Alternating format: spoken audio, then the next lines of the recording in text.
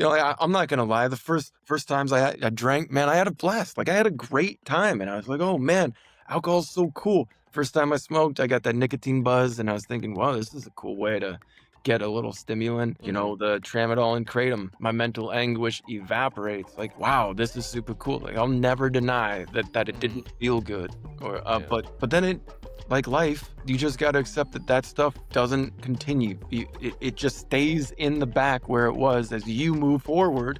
If you drag it with you, then your misconception is that it maintains a benefit as it did in the first time.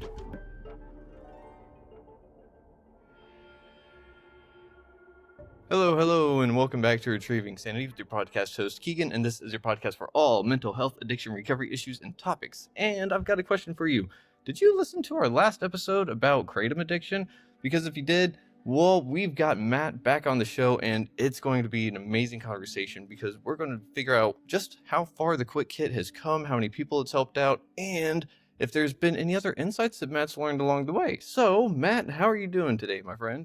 I'm great, man. I'm great, and it's so good to be talking with you again. Yeah, you mentioned the past episode where we spoke, and I re-listened to it, and it was we touched on a lot of things in there that I know if I was still going through an addiction, I think I would really want two people who were out to talk about. And I'm hoping we can keep that vibe up today. Yeah, man, for sure. And I just got done re-listening to the episode as well because it's always nice to kind of catch up because it's been 6 whole months, my friend. Wild. So Wow. a whole half a year has passed us, and I mean, I know I've learned a whole lot in my personal journey and the podcasting journey and everything else. So I can only imagine what you've learned in your QuitKit journey and how you've helped so many more people. Because last time we spoke, I think you were just at 200 people. Well, we're at over 2,000 now. Whoa! I know. Whoa is right, man. Yeah, if you Oh. told me when I was 21 or 29 or even like 37 that this is what I would be doing, I'd be like, boy, I hope so. But that's crazy. That's awesome, man. Wow, 2,000 people. So I know that you had sat there and you had actually gave us a code that people can use whenever they listen to the last episode. Is that still going on? Yeah. Retrieve 20%, Awesome. off. Absolutely. At tryquitkit.com. Gotcha. What is one of the things that you've really learned with the QuitKit journey so far? Because, I mean, you said that you wouldn't have seen yourself so many years ago in the position that you are now, right? So what about 6 months? What have you learned in that time frame? So my addictions were always internally focused to the point where I felt that this was my private battle and I had it all behind a curtain. I'll put it that way. Yeah. Nobody knew that I was going through hardships. I really never told anybody. And that was a heavy burden on me. And I think addicts in general share a similar story, but I had no idea until I got involved in recovery in the way that QuitKit has been, just how many people are aching to quit something that they're holding on to privately, keeping it secret from their kids or their spouses. They don't want to go to rehab. They don't want to get Suboxone. They want a chance to quit at home. And that is what I was when I created QuitKit, when I quit drinking, when I quit smoking. It was like, I think I can do it. I don't know if I have the right tools. I don't know if I have the right mindset. So over the past 6 months with QuitKit, it's opened my eyes. There are so many people out there holding on to these private problems. Once they see that somebody else has gone through it and that there might be a tool that can help them, wow, it really connects. Yeah, no, you're dead spot on right there, because I know for myself, whenever I was trying to quit alcohol, I was sitting there, or cigarettes or anything like that. It was always like, how can I do this easily? Like, I don't necessarily want to let people know that I'm struggling with this or anything like that. And that's why I think that our episode was so powerful that first time, was because we kind of hurt each other in our pain, you know?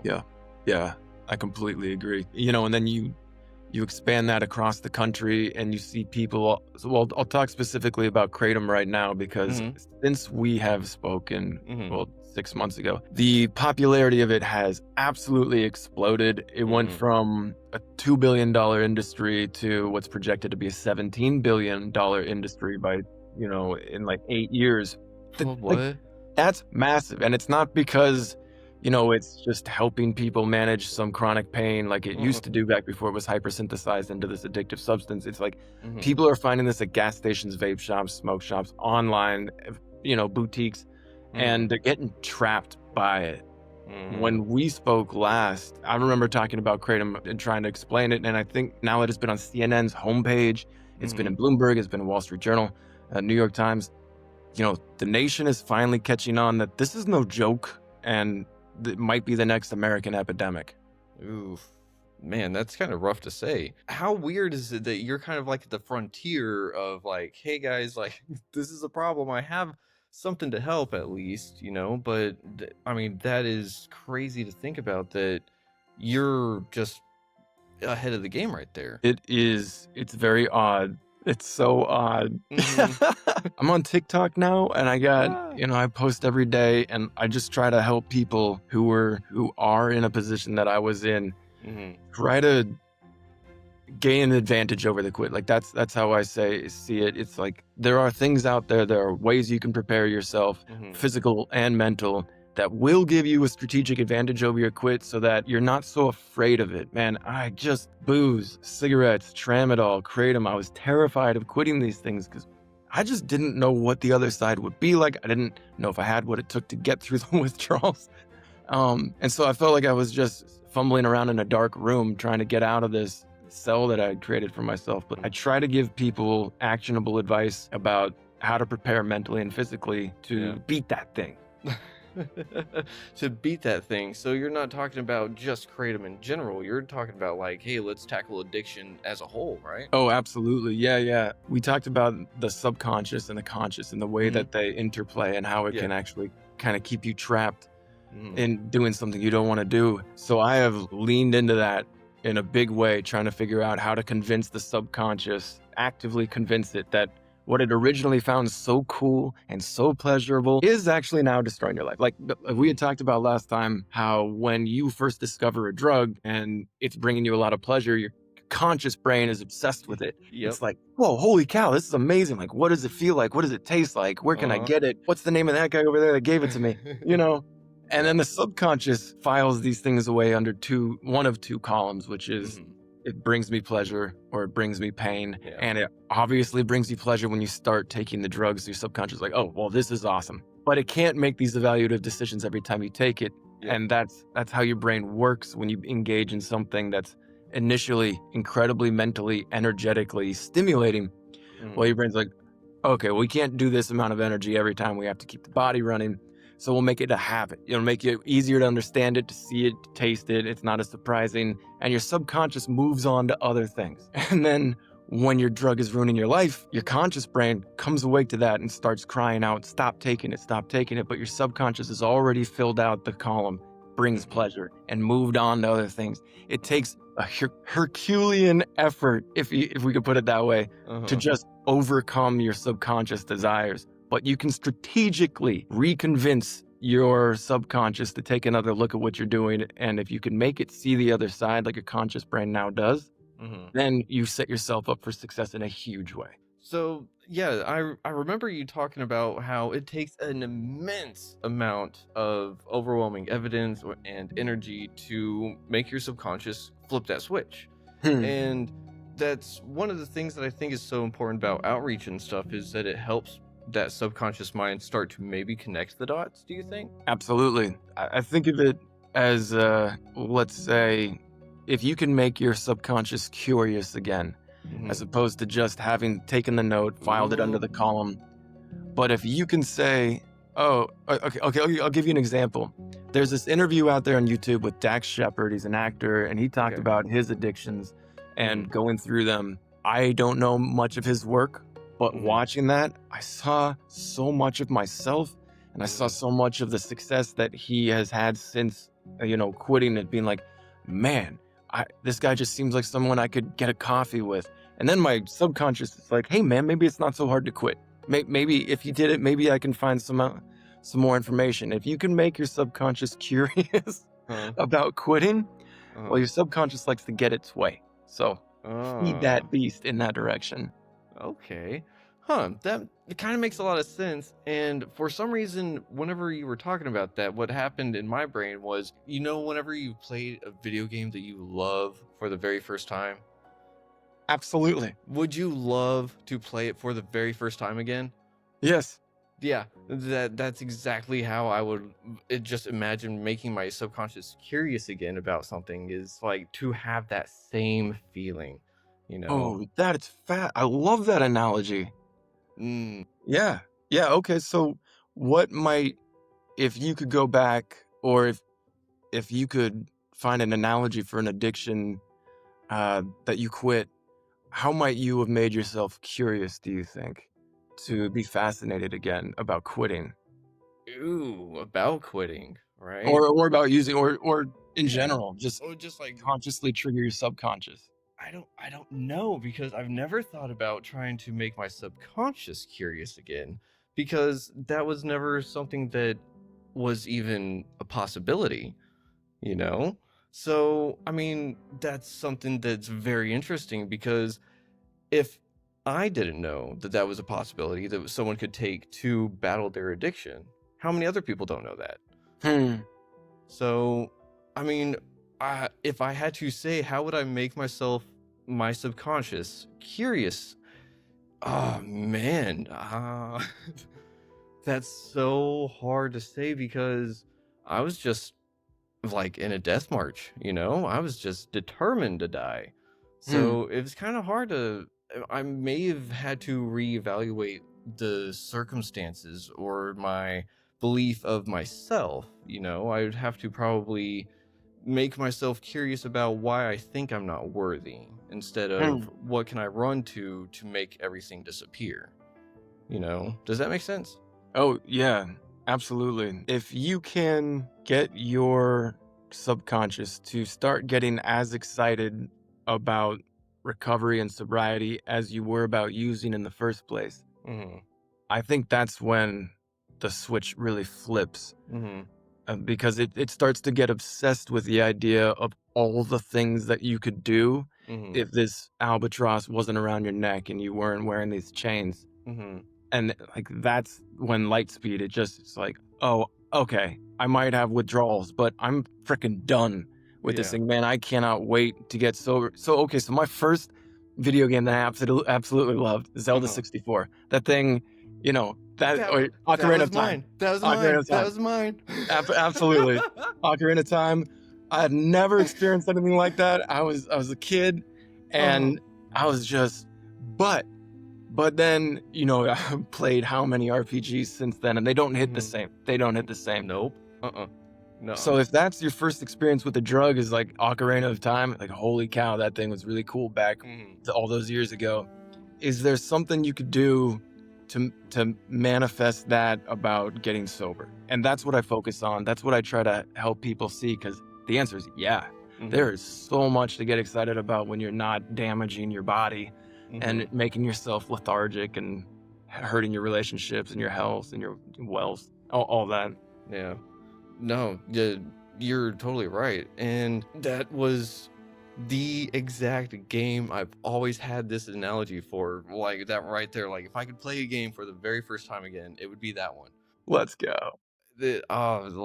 But you're right. Like everything else after that never really quite hit the mark. Mm. And but if you look at it, you look at the graphics now, and you're like, "Pfft, my imagination was filling in a lot of gaps, Oh you yeah. know. So, but we look at games now, and we're like, whoa, the graphics are so good, but something doesn't quite hit the same. And Yeah. so I think that that's how it kind of comes about whenever people think about recovery after they've been in addiction for a while, because Mm. they're playing the games, they know the rules, this, that, and another, and then something else comes along and it's like new and improved, but it's new. So what do they do with that? Yeah. Yeah, absolutely. I wonder how many other people want to get curious about that kind of thing, but they don't know how to. So how do you help people get curious about it? I try to, how do I say this? If you can get excited about something, Mm-hmm. then you'll get curious about it. Ooh, And one of okay. the best ways to do that is to start taking we'll use the drug, right? We're talking about addiction. Mhm. Taking the drug that you've been using and start systematically, proactively casting it in a negative light. It's amazing how you can rewrite subconscious programming if you simply engage in content, anybody's interviews or audiobooks or books or podcasts that just denigrate the thing that you've been using, and you do it not once because you'll forget it, not twice because it won't leave a lasting impression, but you do it over and over and over again. I use this analogy. If you took someone who was super conservative and for a month you put them in front of liberal media, there is almost no chance they won't have a new perspective, and vice versa. If you took someone who's super liberal, put them in front of conservative media for a month, both sides will start to see things in a new light. And that's all they had to do, was just let content happen to them. They just let it happen to their eyes, ears. And if you do that with content, this is what I did to help me quit 4 drugs, that just absolutely smashes all of the positive misconceptions that you have about using. You'll start to just, like, it'll peel back the veneer and you're just like, oh yeah, that actually doesn't give me the thing that I brainwashed myself into thinking that it did. But you got to put the work in. Like, you have to engage with it. But the easy part is, we live in an age where Audible has audiobooks that you can, while you're showering, brushing your teeth, putting on your socks, cooking dinner, on your way to work, like, you can just indoctrinate yourself against the substance you're using. And that helps build a curiosity and momentum to reframe your addiction as the thing that hurts you, not the thing that helps you. I love that. Reframing it entirely in the way of how it essentially is viewed from one's own lens. I think that really does hit a mark too, because I know whenever I was going through my addiction, there were times where I absolutely hated alcohol. And I mean, for a large part of it, I did. But at the same time, it was the only thing that I knew that would take away the pain that I was trying to run from. And so it was still one of those, like, pro versus con. The con was still the winner, you know, because the pro of, like, not alcohol was trying to be sober, and sober back then just equaled pain because I had a lot of unresolved issues, you know? So how do you get someone to be excited about that? Because for me personally, getting into recovery and starting a healing journey, it can be kind of addictive in its own right. You know, it's like, ooh, I fixed this about myself. I wonder what else I can fix next. Right. I think step 1 is proving to yourself that you can have a reward that you can point to and say, hey, I did that. That has nothing to do with the substance. I'll give you an example. Okay. When I quit Tramadol, this was 2017. I was living in Nairobi, and I had been using Tramadol for about a year. I picked it up in Liberia when I was living there. I had gotten into a motorcycle accident. It's a partial opioid agonist. It's a painkiller. Right. Like, so 5 days after that prescription, it was a 5-day prescription. I was like, well, I felt fantastic on that, so I want to keep taking it. I didn't need a prescription in Liberia. Then I went to Mexico for work, and I could get it there. And then Nairobi, I didn't need a prescription, and I kept taking it. And then, like, one day I just woke up and I thought, I don't want a pill to feel happy anymore. And that was a huge light bulb moment for me, because like, oh yeah, that's what you've been doing. You've just been keeping yourself in a dream. Well, what else can I do? I was in Nairobi to work on a project that I had this idea for an energy storage project that people could use in the slum of Kibera, and my friend was letting me stay at his place and work on it. And so what I did was I got super immersed in how electricity works and how batteries work, and I taught myself everything. I'm talking 10-hour days. I learned how to make PCBs. I learned how voltage and amperage worked. I learned how motorcycles worked, and I was working with motorcycles.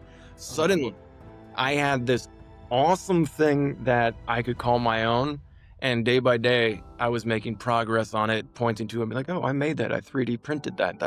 And the drugs, like, they had no place in that narrative. Like, Tramadol had no place in that narrative, and it was a successful project, fortunately. And I'll give a second example, because I use this again to quit Kratom. When I quit, I knew that I was going to end up with time that I otherwise filled with sitting on the couch being overloaded with this drug. So in my condo, which we had moved into recently, it was like a cave, man. That living room, it sucked. It was so dark. We had 2 lamps that barely worked, and it drove me crazy. So I just decided to install overhead lighting. Do I know how to install overhead lighting?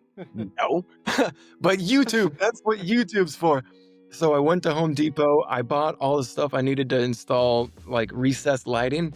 No idea what I was doing. And I like cut into the drywall. I fish taped the wires around. I made a mess, and I put together the junction boxes and everything. Again, nothing to do with Kratom, but it required such focus. It was a challenge. I had to be mentally engaged. It gave me dopamine rewards, because when you flip that switch and literally it's let there be light and there's light, holy moly, man. And I'm not saying you need to move to Nairobi and have an energy storage project. I'm not saying you need to go to Home Depot and radically redo your house, but the drug that I was addicted to had no place in those stories. Those were things that I built for myself immediately after quitting, to show me that I had what it took to fulfill time in my life that had been dedicated to using.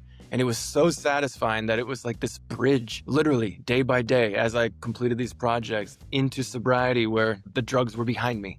And I didn't have to focus on where they were. So I just say to anybody who's, if you're having trouble with what to do now, yeah, that's a huge question. Like the existential one, especially. Like, all right, well, what do I do with my life now that I have all my control back? That's a huge question.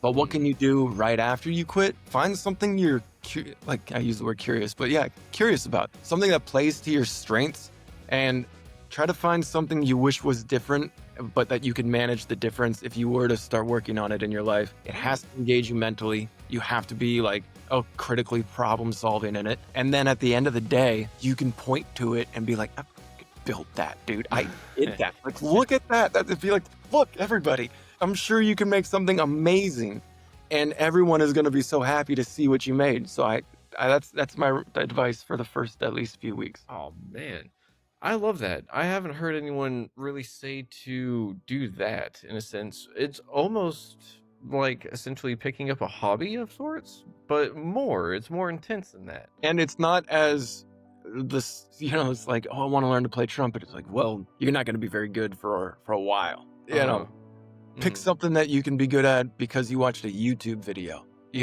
putting things together, like trial and error kind of a project. Just find a personal project, set it up when you're going to quit.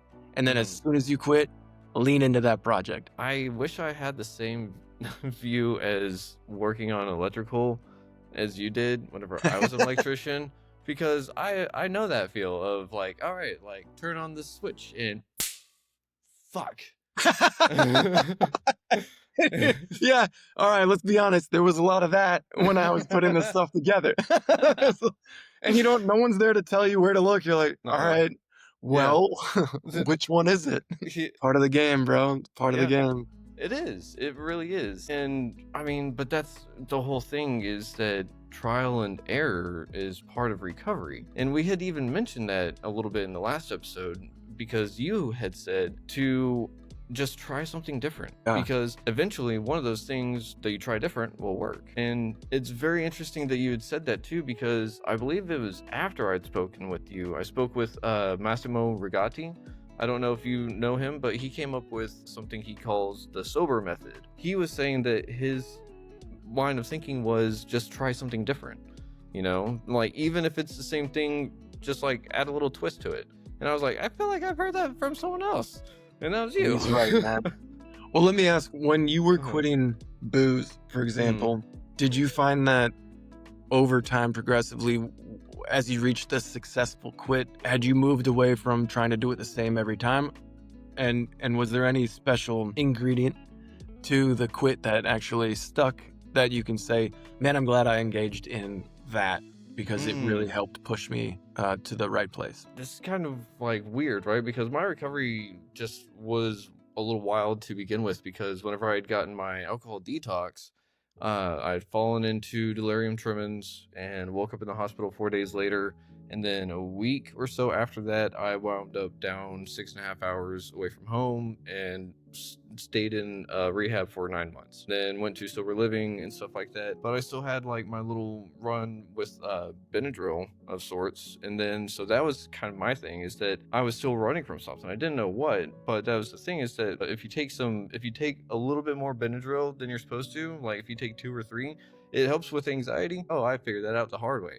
But so with alcohol, it was I was removed from it completely. Like I died essentially, right? Because I had my near-death experience, and so for me, it was like that was the quitting point. Like I tried to quit, I did the ultimate quit, and I haven't looked back. But for everything else, for the mindset that came with it, it was podcasting. That's the thing that really got me into the mindset of like, all right, I'm making something and I have no fucking idea what I'm doing. Hell yeah. Yeah, I was imagining if you had I don't know, a basement or something like that, that you had been wanting to turn into a podcast studio, and it's like, all right, well, I don't want to drink anymore. No.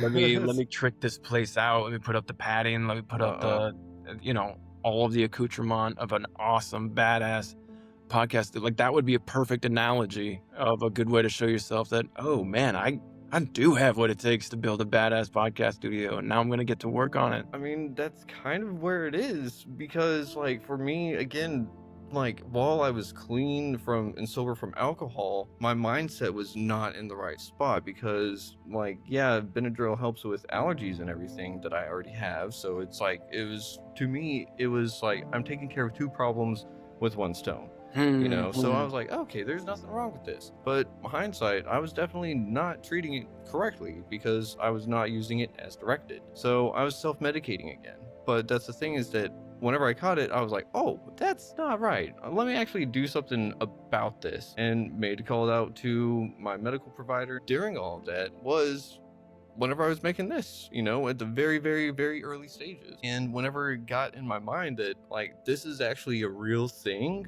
that's whenever that mindset did shift for me. And so I never really thought about it that way, but you're right. Like I had to get curious about something. I had to be mentally engaged in something. I had to be excited for something. And I hadn't been excited for anything in a long time. Right? Hey, that's something. Right. Drugs remove our ability to get excited about stuff like when we were kids, Disneyland or something like that. You get to be an adult and it's all blah. Yeah, it's like blah. And how many times are you going to have to wait in line at the grocery store or sit in traffic and okay, so if you get sober, and you have this monumental, just your life shifts, you get healthier, you eat better, you sleep better.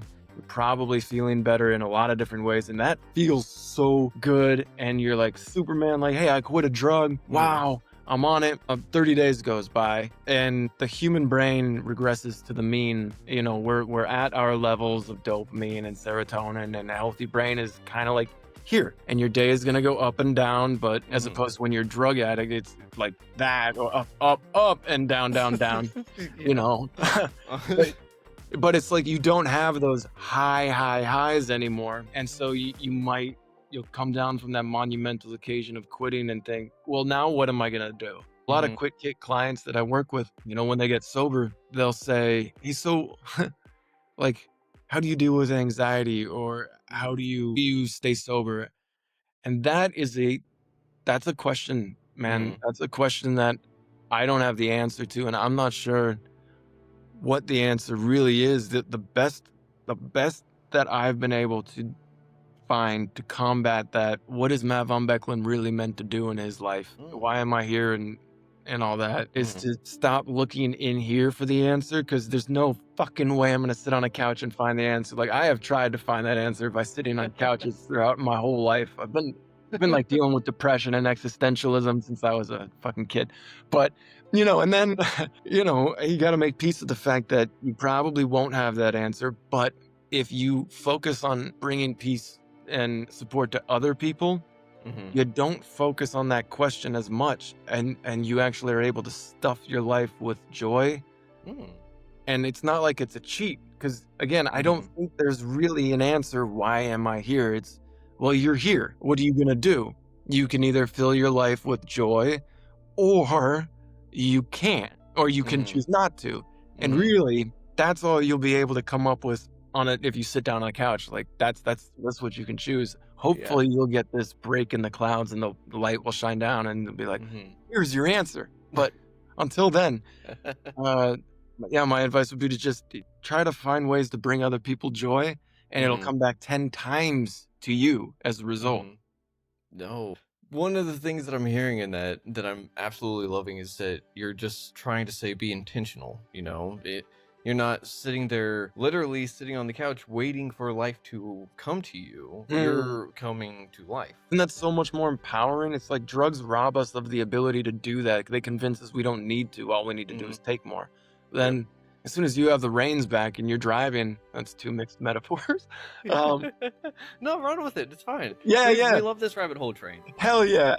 Yeah, being intentional is rewarding yourself for giving yourself responsibility. And if responsibility has this negative connotation to it, but if you're able to take responsibility for bringing other people joy or helping other people, then you might find yourself feeling way better than you thought you would have in your quest for that existential answer. Yeah, because in a sense, we get what we put out, right? And whenever we're doing a lot of drugs or alcohol, whatever have you, we're not really putting out a whole lot. And if we are, it's usually not great stuff either, right? Right. Yeah, definitely not internally. Right. Okay, here's another very minor thing that I would recommend. Okay. If you have a good relationship with your parents or a close loved one, when we're addicted, we are real bad at telling ourselves that we have value. In fact, we probably tell ourselves that we have less and less and less value, and we lose our self-respect. But if you call your mom and you say, "I love you, Mom," and she says, "I love you," you can press that button as many times as you want, and she'll just say, "I love you," again and again and again. And hearing that, like I said, engaging in content that contradicts the negative, the things that you don't want to be engaged with. Call your mom, tell her you love her. She's going to tell you right back. Find anyone to say that to you. It's going to feel like warm water on your soul. Ooh, warm water on your soul. And you're essentially going back to basics, because one of the people that I've spoke to recently, actually it may have been two people, but she said that addiction was essentially love replacement. Whoa. Yeah. I was like, whoa, I think you're right. Because it kind of checked all the boxes, I was like, yeah, because it's kind of like it loves me, right? The substance loves me, but like it just goes away that fast. I have to go chase it again. It's like a toxic relationship. Wow. And the truth is, like, there's no real relationship, really. It's just it comes in, waves at you, and then leaves. And then it's like, and then everything is just a train wreck as you're in that chase. You look behind you, you're like, oh my God, I did all that. A love replacement. That is, I just love the way that is making me think about things right now. Yeah.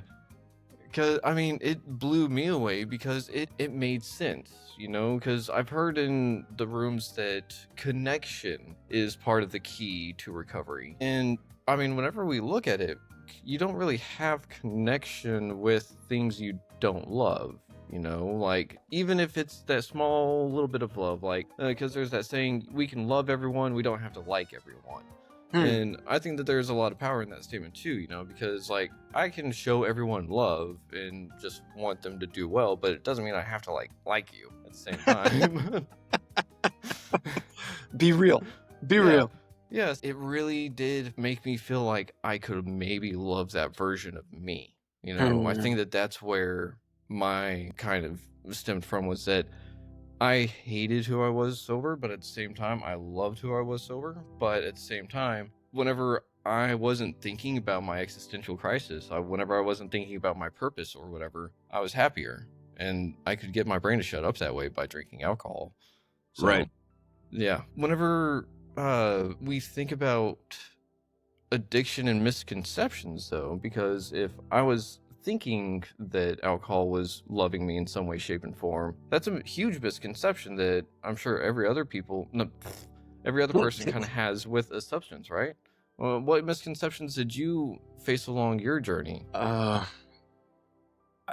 Let's say that every drug that entered my life that I got addicted to, so nicotine, alcohol, tramadol, and kratom, came in and really, it just knocked the door down. It was like, hey, I'm here. This is going to be awesome. Come join. And it was in its own way. Like cigarettes helped me fit in with my new friends in college. Alcohol made me feel like I could be the life of the party. Tramadol made me feel more social and relaxed than I had ever been. And Kratom, similar thing, because it's a similar type of drug. And, and when you get to engage in a feeling like that, you conceive that this is a shortcut to having all of this bliss that you have been missing out on. Meanwhile, dude, I just don't think that it's tough to realize that in life, if you're not intentional, and especially if you don't act with love, it's not going to come find you.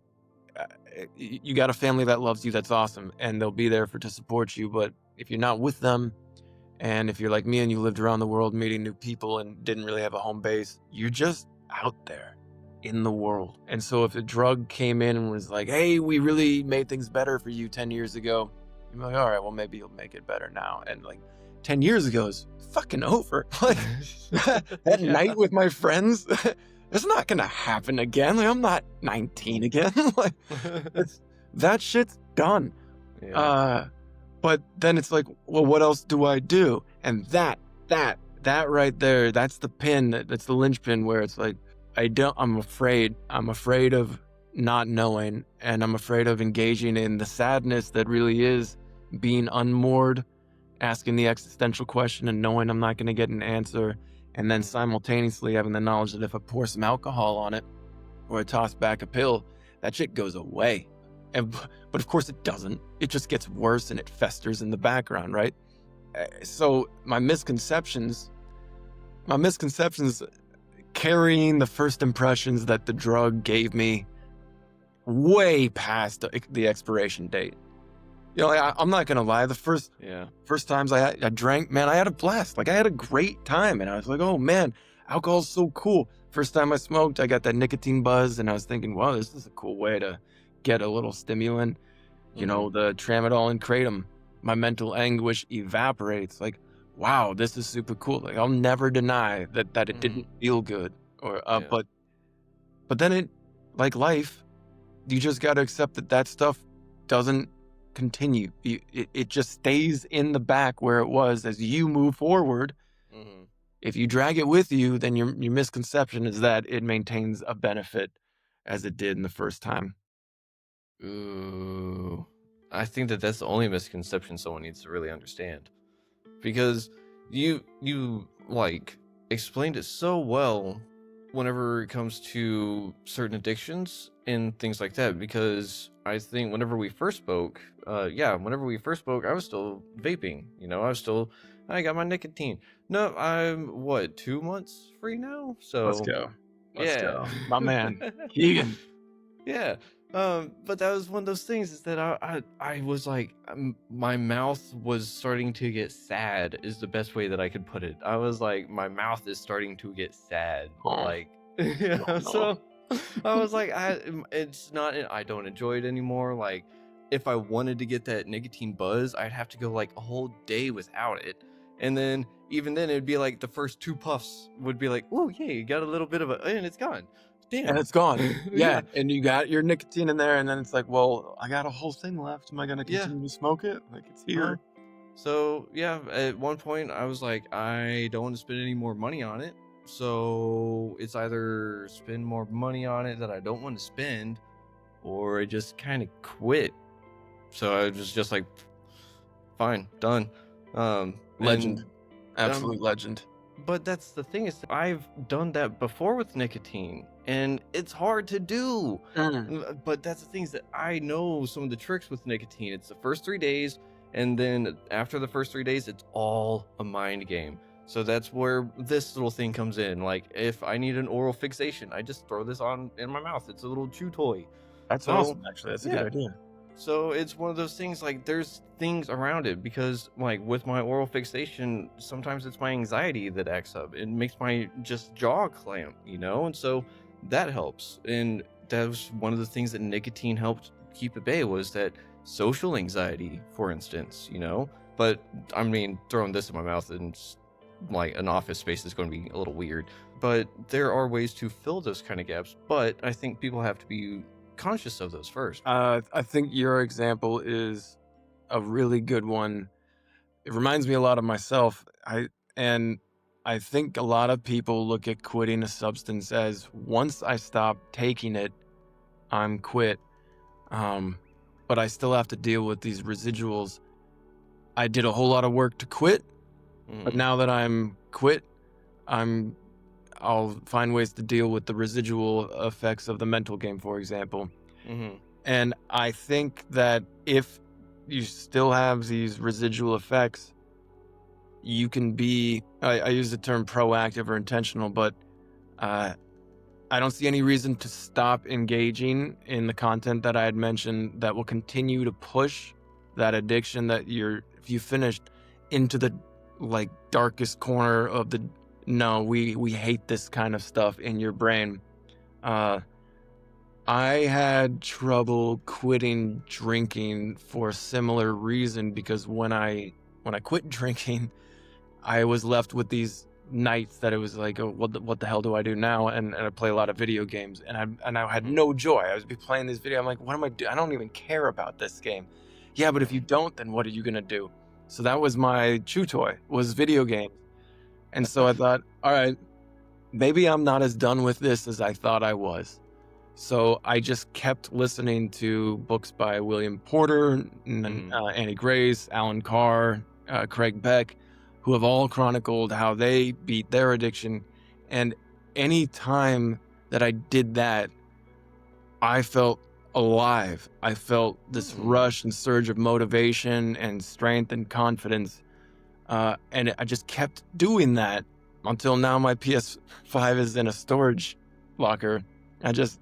It's gone, man. I was like, I don't need this anymore. I don't. Maybe in another few years, but this is like my Novocaine. Like, what am I doing? I don't even like this game. But I don't know if I would have gotten there if I hadn't continued to retrain my brain. And if you quit a drug and you're like, okay, I'm done. Why don't I feel awesome all the time yet? It's like, well, maybe you're not done with that training. Maybe there's a lot more that you can continue to do to push yourself to be that ultimate badass where, yeah, you think about it, but you don't crave it, or you think about it, but it doesn't affect you. And you've moved on from these kinds of things. That really helped me with drinking. Ooh, okay. Yeah, for me, whenever I think of drinking or like try to talk about alcohol too much, my stomach actually gets nauseous from like wanting to throw up from it. Yeah. So, but that's things that like my body was trying to reject it while I was still trying to drink it. And then after I had my detox and everything, my body has like alcohol is like a nope, like thinking about it like makes me want to throw up. So, Got you. Yeah, I'm I'm at that lucky in point that. too. Yeah, I'm lucky in that regard. Some people like again, I know what it's like to sit there and like you're sitting there with your shot after work and you're like Yeah. and Yeah. it's disgusting and then I throw up a lot of the time. But Mm, that's the thing is that like after that first either throw up or that first shot, it was up to game like all game forward. But my conscious mind knew that it was so bad. I never really introduced that idea that it was actually so bad for me either. I think that that was one of the things that would have really helped me because to me it was still solving my problems, you mm. know? To me it was still the key to making my mental anguish go away because I didn't like therapy. Who wants to admit that they need therapy or anything like that? Who wants to admit that they have problems that they have to deal with? Who wants to No, I admit that? know. And pay Yeah, for it. yeah. But you know what? I would much rather do that kind of stuff and be where I'm at now instead of doing what I used to do and be just probably dead in a ditch, to be honest. I'm so glad you're not, man, because Yeah. you're an awesome human being. Well, thanks, man. And I'm really glad I'm not either because I get to sit here and speak with you, and I'm really glad that you're not either. I am too. Yeah. I'm glad I'm here. There were points in my life where I was absolutely regularly thinking about checking out, and I just thought there was no happiness for me out there. hmm But you know, that's the drugs talking. That's what that is. That's not you. That's the drugs. Ooh, I think that you actually bring something up that I think is really important, right? Because not everyone has dealt with suicidal ideation, but I think those that have been in addiction or are in addiction, I almost want to say every single one of us has had that. You just said it yourself, it's the drugs, it's not necessarily you. Yeah, it's not you. It's the hijacked neural pathways that are forcing you to use against your will. And if you do that every day for a year, you're gonna start to lose faith in yourself to have any control over your life. And I think once you lose control of yourself, uh, the the option of getting out as being, well, if I don't exist, just starts to look more and more attractive. No, you're right, because that was it for me. It was like, and alcohol was admittedly a slow suicide. Mm, Because it was one of those, like, if after a certain point I knew that the detox would probably kill me if I tried to do it cold turkey because I didn't want to go get help. So I was like, either I manage the drinking and try, or I just quit and probably die. And I don't want to die, but at the same time, I was continuing to drink while intentionally trying to die from it, but right. it's Yeah. just the stupidest thing. But yeah. If you could drink your problems away and drink yourself into happiness, man, that it's just funny how like we try to do it when we're addicted. We're like, okay, maybe that at the bottom of the bottle is the happiness, and we've done it 1,000 1,000 times, and we times. haven't found shit. Like, it's not there, and yet No. we keep looking, and it's like, yeah, man, Mhm. and that's where the mental agony that can push you to have these suicidal thoughts. Mhm. It's like a breeding ground for that kind of thought.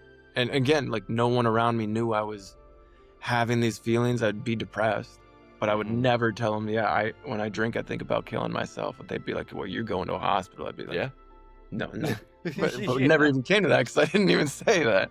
Yeah. That's not good. It's not No. healthy behavior.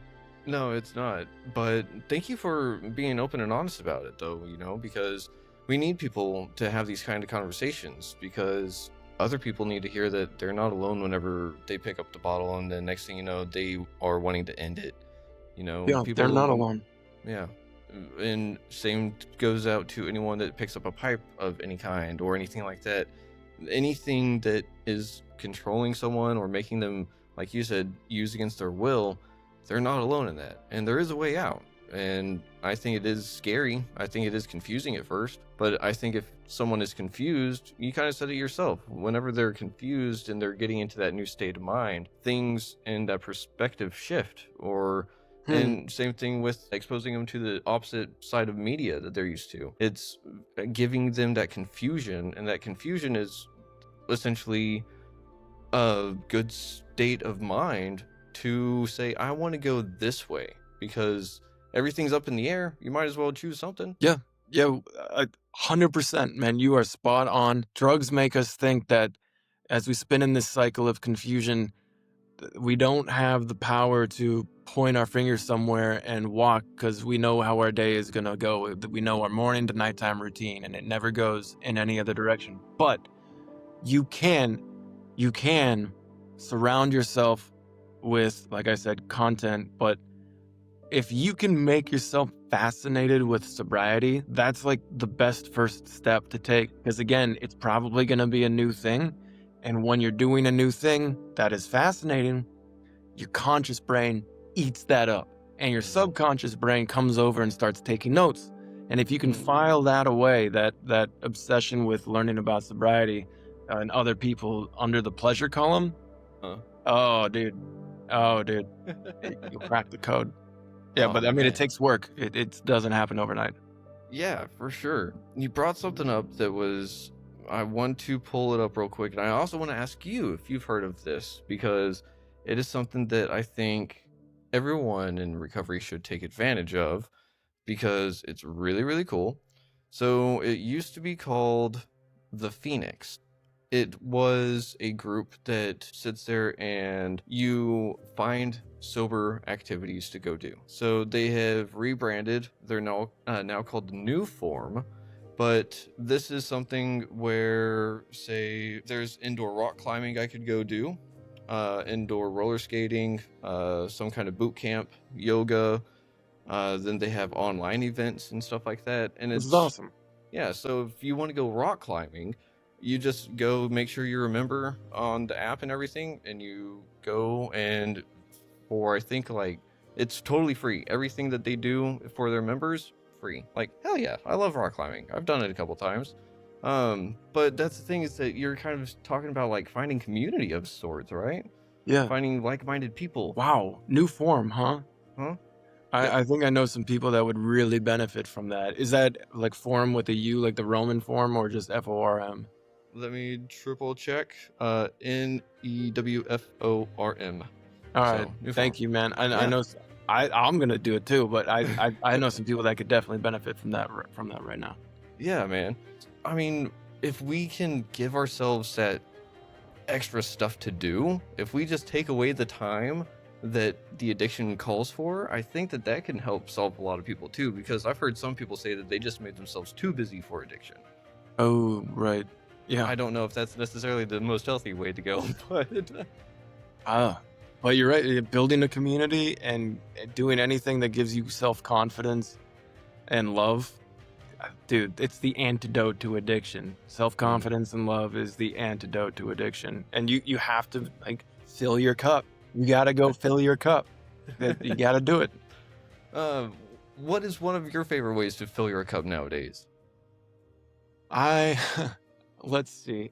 I think the best thing that I can say is I try to put out content on TikTok, which is I know I'm on TikTok and I'm 40, but I try to put on stuff that I think is going to connect with somebody and make them feel less alone.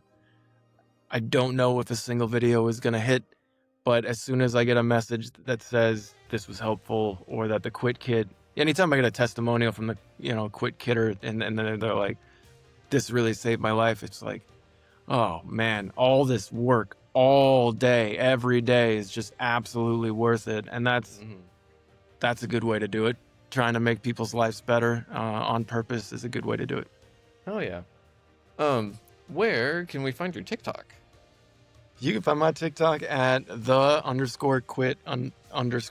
So the QuitKit at The QuitKit. Okay. on TikTok. Yeah, you can find my pull many videos of my face. pulling it up right now. And there it is. Follow.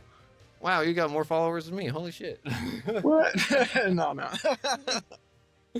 Do you ever go live or anything like that? I tried and I just felt so overwhelmingly nervous. Oh man. I feel like it was just word vomit for like 40 minutes. Like, what did I even say? So one of the things that I found is that I was not successful during the day because people say that my voice is calming and they would rather hear it during a sleepy stream. So I was putting people to sleep in the middle of the day. So I can't go live stream during the day because people just are bored very No, quick. oh my God. So I think your voice is very calming, but it definitely wouldn't put me to sleep. but that's the thing is that so I switched to nights because that's also who we're trying to speak to, right? That's whenever my demons came out. Yeah, right. Yeah. So You're doing such a good job, man. Look at you. Yeah. Just building So- community. what I'm saying is like I'd love to get you on like so we're both live at the same time. Let's set up a time or like a Friday or something that we'll sit there and I'll message you whenever we're doing it and whatnot, and then see if you're ready to hop on or something. That would be an absolute honor, man. I would be so honored to join you. Yeah, that'd be awesome. I do want to ask, we can see you on in the future again, right? You can see me anytime, brother. Just let me know. Sweet. I appreciate that because it's just one of those things that having a guest like you is phenomenal because we get to sit here, we get to talk about addiction, we get to relate about it really, but the thing is that we don't focus on it. We're not sitting there going like, oh, let's talk about war stories and like the things we used to have, you know? We're sitting here, we're talking about like more of the solution. We're talking about like, hey, this is our mindset, our perspective shift and everything. We're talking about how someone can actually get sober, you know? Right. If we can give people hope and if we can give them something that they say, huh, I'd like to try that. Oh, I feel like this couldn't have been a better use of time for us, because someone out there hopefully is going to listen to this and think maybe there's something different I can do next time, and it'll hopefully help them get where they need to go. Yeah, for sure. And the QuitKit is essentially whenever someone is ready for the end of addiction, right? That you couldn't say it better, man. Yeah, once you've gotten to the point where you can see yourself as, you know, I want to be quit and I don't want to be an addict, and I know that in my bones. I want to be clean. Um, and you're worried about physical withdrawals. That's where QuitKit can come in and hopefully be of help. But I hope that anything we talked about tonight gave someone a new perspective to help their mindset go where they want it to go, because I want people to get the life they deserve. That's really the motto of QuitKit. I hope that it brings you closer to the life you deserve, and, you know, make a habit of breaking your habit. Really, just make a habit of breaking your habit, because you're only one quit away from the final one, honestly. Is that the slogan for the QuitKit? It's my slogan. Make a habit of breaking your habit. That's what I like to tell people. And if you keep Yeah. doing it, you'll get there. Man, I love that. But I got one last question for you. So, Matt, the name of this podcast is Retrieving Sanity, and we explore how all facets of living life impact mental health. Looking at the incredible motley adventures of your life, what does retrieving sanity personally mean to you today? And what's one practice or perspective you believe is crucial for anyone on that journey? Retrieving sanity for me. Mm, How about my ongoing quest to be able to sit with my own thoughts and not feel like I'm on fire in this world, and that I'm not just some square peg in a round hole. That's what retrieving sanity means for me, because I think it's all just a bunch of bullshit in my head where I tell myself that I'm not X, I'm not Y, and I'm not Z. And, you know, having conversations with like this with you really helped me make me feel more normal and more right in this world. So, like I say, you got to fill your cup. yeah, man. Thank you for sharing that. And I mean, just thank you for being on the show, being vulnerable, being authentic, and just letting it be real with me and the audience, because that's how healing happens. And I think that that's how recovery happens. I can't wait for our next conversation, because if this one was this awesome, like, I can't believe it's already been over an hour. If this, I'm just so bummed we have to do this every 6 months. I mean, we're gonna do this for like 10 years, and we're gonna have kids. And like Keegan, you saw him last time he was in first grade. what do you mean he already graduated? Exactly. Well, Matt, thank you for being on the show again. It is truly an honor and a pleasure. And we'll try to make it sooner than 6 months this time. And everyone out there, thank you for listening to Retrieving Sanity on WDJY 99.1 FM. And, oh yeah, Matt, do you remember that number that someone can call if they're having a mental health crisis? Go ahead and tell me. 988. Not. Yes, sir. So, with that being said, everyone out there, much love to yourself. Love others if you can, but you gotta love yourself first. And we will see you in next week's episode. But until then, much love. Shalom.